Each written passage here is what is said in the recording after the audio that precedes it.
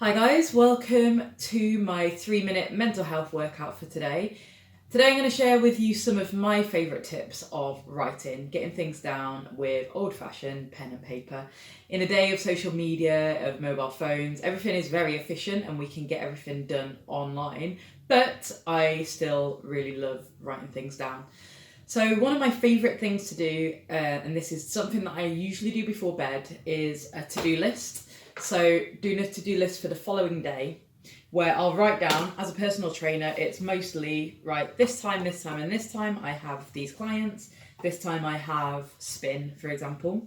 But then, for example, between 1pm and 7pm, that's quite a big gap, I have a gap. So what am I going to do with my time in that gap? So if we find ourselves working from home unexpectedly, or we find ourselves with gaps between meetings where we actually need to be there at a certain time, we need to use that gap productively. So I'm not saying you must work during that 7-hour gap or whatever it might be. It's about, okay, in that time I'm going to do maybe a 30-minute workout, maybe I'm going to do a 10-minute meditation, and maybe I'm going to have some lunch, and maybe I'm going to also be productive and get this little niggly admin task out of the way that I should have done.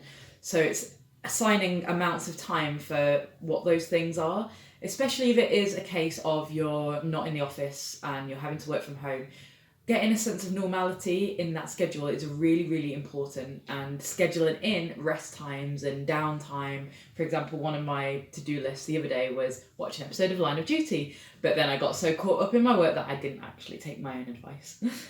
One of my other really powerful ones, and this can be done any time of day, is to download your feelings. So if you're having a particularly stressful period, if you're feeling amazing and really happy, it's writing things down. So as an example, if you saw our email a few weeks ago, I went to visit my mum in Manchester, but I'm not a big fan of Manchester, and I got quite stressed when I was there actually. So I wrote down, while I was on the train, all the things that was in my head.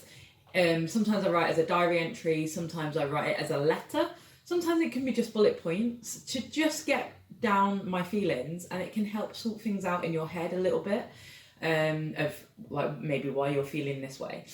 The third tip is just to write things as notes. So me and Ash, obviously we're in a business partnership, we write down things all the time, maybe like planning classes, maybe just writing down when a client has given me a really good idea. My clients really inspire me. So someone will suggest, oh, why don't you use this app? Or, oh, have you ever thought of this? And I'm like, yes, write it down. And it might be that I never come back to it, but it's there, it's written, and it's on the page. So there's many, many, many more things that you can do with a pen and paper, but these are my 3 tips for today. Thank you so much for joining me, and get writing. Maybe write down your 3 top favourite things to write about.